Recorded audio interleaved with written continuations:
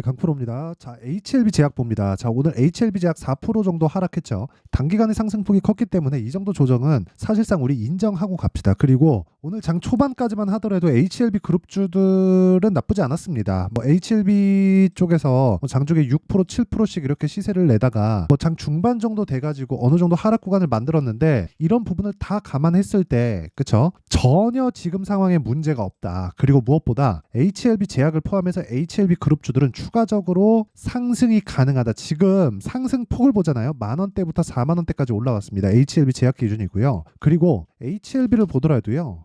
여기 저가 부분이 한 3만원 정도 되니까 3만원부터 거의 한 12만원, 3만원 정도니까 등락폭을 보면 한 3배 정도 올라왔죠. 자, 근데 이런 과정에서 우리가 타점을 잡을 줄 알아야 돼요. 그래야 내가 주식시장에서 돈을 벌 수 있다. 그리고 매집 관련된 내용에 대해서 오늘 이야기를 드릴 겁니다. 자, 일단 그 말씀을 드리기 전에 제가 매집 관련된 이야기 그리고 가격적인 부분에 대해서 이해를 하기 위해서는 철저하게 가격을 봐야 된다는 이야기를 무조건 드리고 있어요. 왜? 선반영 때문인데 그런 내용을 활용했을 때 어느 정도 성과가 나오는지 보여드리겠습니다. 자, 지금 제가 보여드리는 화면은요, 제 실제 계좌 수익률이고요. 1월 2일부터 3월 26일 올해 들어서 3개월이 아직 지나지 않았는데도 불구하고 내 계좌 수익률은 100%가 넘어갔습니다. 그리고 시장 대비해선 사실상 비교하기 어렵고요. 이건 종목이 아니라 계좌 수익입니다. 손실 부분이 다 포함되어 있는, 그렇죠? 그리고 이런 매매를 하기 위해서는 철저하게 저가 매수 그리고 고가 매도 요 두 개를 하면 안 됩니다. 왜 그런지 제가 증명하겠습니다.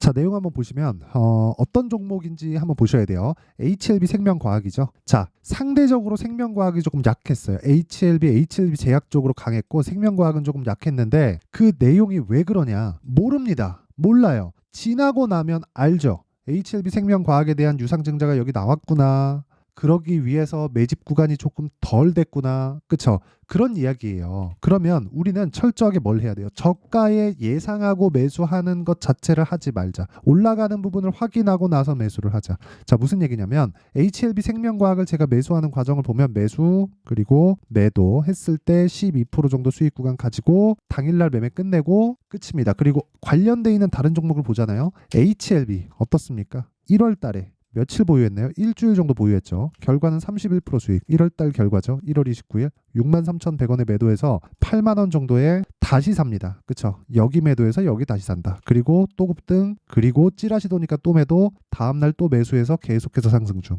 그쵸? 추가적으로 수익을 계속적으로 보고 있다. 이거 말고도 다른 쪽을 보더라도요. HLB 제약을 보더라도 어떻습니까? 올라가는 과정에서 이쪽 구간에서 HLB에 너무 그 물량이 몰리다 보니까 HLB 제약으로 확대시킨 겁니다. 그런 결과 어떻게 됐나요? 19% 수익 보고 추가적으로 매수해서 또 급등. 그렇죠. 한 40% 정도 수익 구간에 있습니다. 자, 이런 내용에 대해서 이해를 하려면 철저하게 가격이 먼저 반영된다는 걸 알아야 되고 그런 부분을 제가 소통방에서 다 공개를 합니다. 들어와서 배우고 안 배우고가 결과 차이가 굉장히 많이 날 겁니다. 가격에 대해서 내가 잘 모르겠고 주식 시장에서 얼마에 잡아야 될지 잘 모르겠다. 그리고 HLB 관련주들의 그쵸? 타점 그리고 제약바이오 이 종목들의 타점을 어떻게 잡아야 되는지 모르겠다 하시는 분들은 소통방에 들어와서 배우시고요. 지금 현재 무료로 진행하고 있습니다. 왜? 채널 성장을 위해서예요. 그래서 구독과 좋아요 요거 눌러주시고요. 상단에 있는 전화번호로 10억 자 10억 이라고 문자 보내주시면 제가 소통방 입장 링크를 순차적으로 공유를 해드리도록 하겠습니다. 자, 그러면 지금까지 제가 어떤 종목을 매매했는지 보셨으니까 이 내용을 토대로 HLB 그리고 관련 종목들의 움직임을 한번 보겠습니다. 그리고 최근에 3,000당 제약의 강세를 보였습니다. 오늘도 그렇고 어저께도 그랬는데 연관지어서 어떻게 볼 수 있는지까지 보여드릴게요. 이건 정말 이해를 하셔야 됩니다.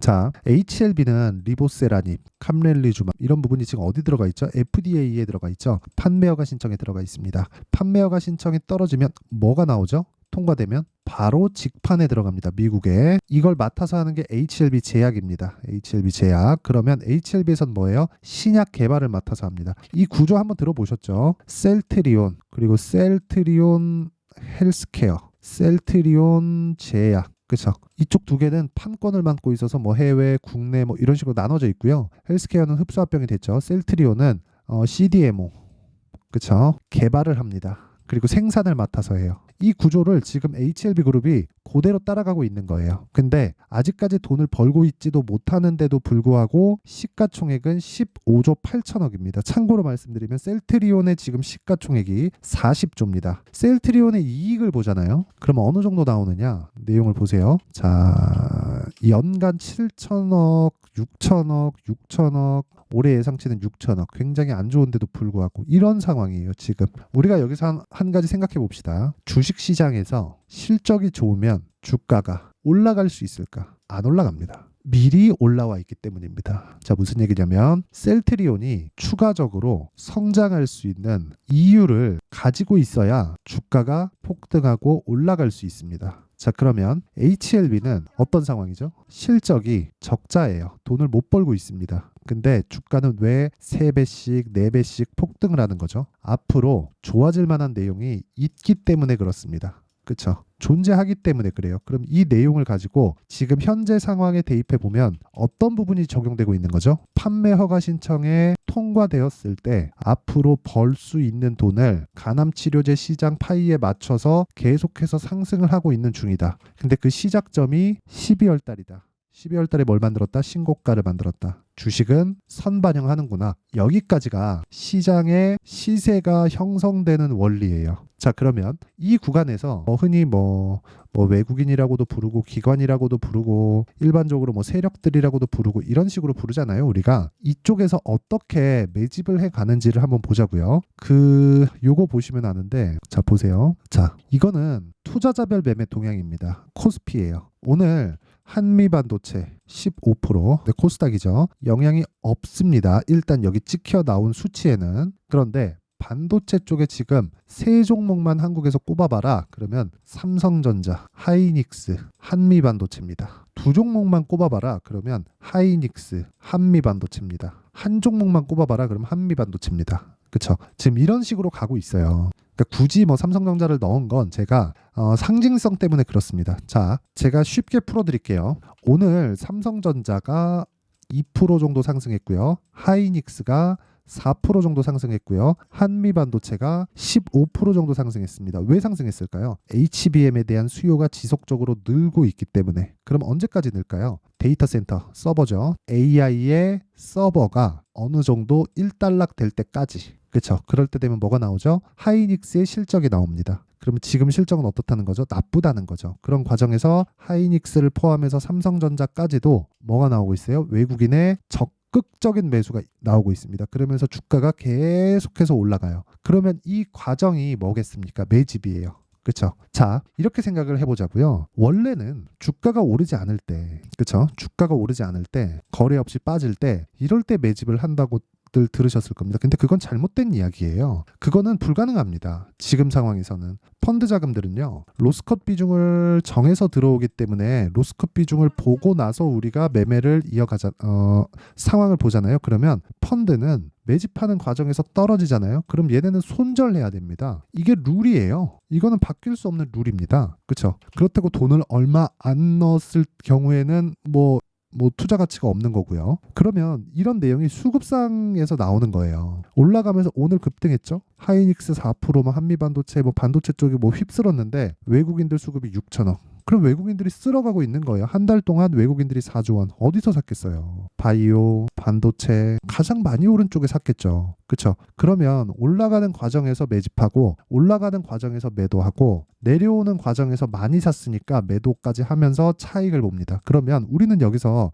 앞에 빼고 중간에 빼는 겁니다. 올라가는 거 보고 매수하고 내려가는 거 보고 매도하고 우리는 딱 이 몸통만 본다. 자, 이게 매집과 시세가 형성되는 원리예요. 그러면 그 몸통만 본다는 내용을 제가 아까 전에 보여드렸었던 내용처럼 다시 보여드릴게요. 자, 보세요. 아직까지 저 HLB 제약 가지고 있고요. HLB도 가지고 있습니다. 자, 내용 보세요. 매수, 매도. 4일 걸렸죠? 내려올 때 보고 매도한 겁니다. 이때 나온 수익이 30%예요. 일주일 안 걸렸습니다. 그리고 나서 내가 63,100원에 매도하고 쭉 올라가서 2월 말 3월 초에 다시 매수한 결과 추가적으로 18% 정도의 수익을 더 얻었고요. 찌라시가 끝나고 회사 대응을 확인한 이후에 매수한 결과 추가적으로 한 30% 정도의 시세가 더 나왔습니다. 이런 상황이 왜 만들어지겠냐고요. 올라가는 상황에서 매집이 이루어지기 때문이다. 그렇죠? 그리고 터는데 외국인이 털었다. 이런 게 아니라고. 외국인은 한 번에 털 수가 없어요. 그렇기 때문에 우리는 매집하는 구간이 올라가면서 되는구나. 이런 상황에 대한 부분을 알고 있어야 돼.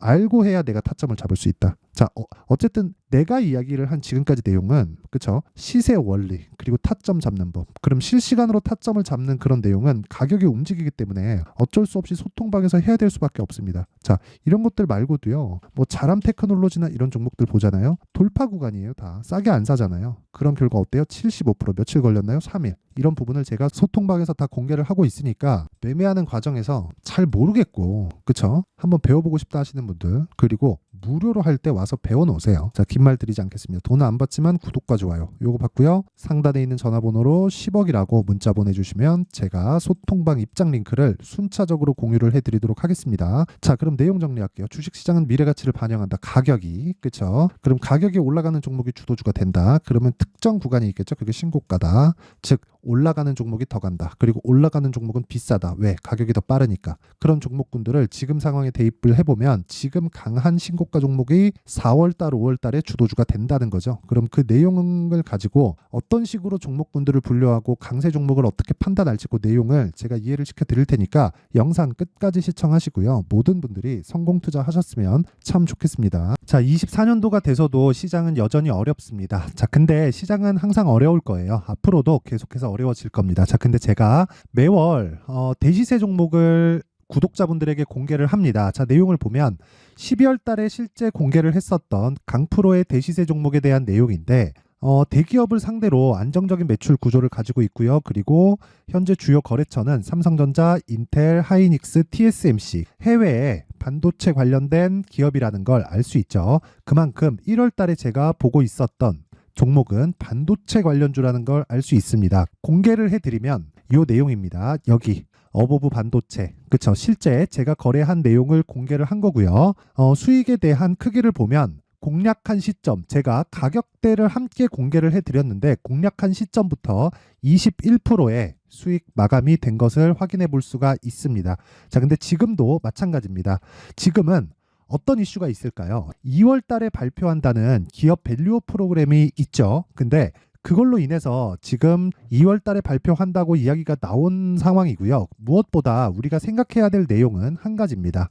어떤 이슈나 그리고 어떤 뭐 상승할 수 있는 내용으로 인해서 주가가 올라가는 것은 맞죠. 하지만 가격이 먼저 반영한다는 걸 반드시 알고 있어야 되고 그런 내용에 대한 파악이 되었을 때 그쵸? 여기 어보브 반도체처럼 21% 그쵸? 대략 3에서 4일 동안 20% 이상의 수익을 먹을 수 있고요. 그리고 여기 HLB 같은 종목처럼 대략 일주일이 채 되지 않는 기간 동안 30%의 수익을 낼 수 있습니다. 자, 그러면 답은 나왔어요. 재료에 대한 부분보다 중요한 게 가격이다. 자, 근데 지금 시장에 쏠려 있는 게 뭐죠? 2월 달에 발표하는 기업 밸류업 프로그램에 대한 내용이죠. 자, 그러면 우리가 이쪽에다가 지금 집중을 해야 될까요? 그 내용을 한번 보겠습니다. 기아차의 차트를 보면요. 1월 24일 날 정부단에서 입김을 불어넣은 이후에 시세가 강하게 발생한 것처럼 보이지만 애초에 12월 달부터 신고가를 달성했다는 걸 확인할 수 있습니다. 자, 그러면 우리가 스케줄을 따져봤을 때 우리가 어디를 봐야 될까요? 4월 달 총선을 봐야 됩니다. 드디어 때가 온 거죠. 4월 달 총선이 끝나면 그 뒤엔 뭐가 있죠? 대선 전국으로 들어갑니다. 그러면 우리는 4월 달 총선부터 시작해서 대선까지 이어질 수 있는 종목을 찾는 게 정말 중요합니다. 그게 정부 정책의 방향과 그리고 스케줄에 맞춰서 가는 거예요. 정치적인 상황에 따라서 주가가 움직이는 걸 우리는 수도 없이 많이 봐왔기 때문에 스케줄에 맞춰서 가는 게 지금으로서는 답이 될 수 있습니다. 그리고 무엇보다 어느 정도의 시세를 내는지 그 첫 번째 단계인 상황을 그쵸? 제가 12월 달 밝혀드렸었던 대시세 종목으로 이미 공개를 해드렸기 때문에 그쵸? 어떻게 제가 매매를 했는지까지 다 보여드렸습니다. HLB처럼 그쵸? 31.9% 걸린 시간은 4일밖에 되지 않죠. 이 종목을 제가 가격과 그리고 어떤 종목인지를 애초에 12월 달부터 공개를 한 겁니다. 자, 그러면 지금도 마찬가지예요. 앞서서 제가 말씀드렸었던 23년도에 했었던 여러 가지 종목들이 있죠. 한미반도체 같은 종목들도 여기 소통방에서 모두 공개를 해서 실제로 10,000원부터 60,000원까지 상승한 내역이 있고요. 왜 공략을 했는지를 제가 다 공개를 해드렸습니다. 근데 지금도 마찬가지라는 거죠. 정부 정책의 방향에 맞춰서 또는 선거 스케줄에 맞춰서 매매를 이어가야 될 때가 됐고요. 제가 총선 관련된 큰 시세가 나올 수 있는 대시세 종목을 준비를 해놨습니다. 길게 말씀드리지 않겠습니다. 모든 종목들은 신고가를 달성하면서 대시세 준비를 하게 되고요. 신고가를 공략했을 때 내가 시장에 주도주를 잡을 수 있는데 지금은 총선에 집중하는 게 맞다. 그래서 총선 관련된 그리고 대선까지 이어질 수 있는 종목을 준비를 해놨는데 지금부터 준비를 하셔야 나중에 고가에 올라가서도 꾸준하게 매매를 이어갈 수 있습니다. 자꾸 막 손절하고 매매하는 과정에서 너무 어렵다 하시는 분들은요. 이 종목 딱 받아가서 큰 수익 내셨으면 좋겠고요. 이 종목은 상단에 있는 전화번호로 대시세라고 문자를 보내주시는 분들에 한해서만 제가 총선 그리고 대선까지 이어질 수 있는 종목을 공개해 드리도록 할 테니까 상단에 있는 전화번호로 대시세라고 문자를 보내주시고요. 그리고 구독과 좋아요 꼭 좀 부탁드리겠습니다. 시장은 정말 어렵습니다. 자, 그래서 모든 분들이 성공 투자하셨으면 좋겠고요. 기본적으로 가격에 대한 파악을 하면서 큰 수익을 내셨으면 좋겠습니다.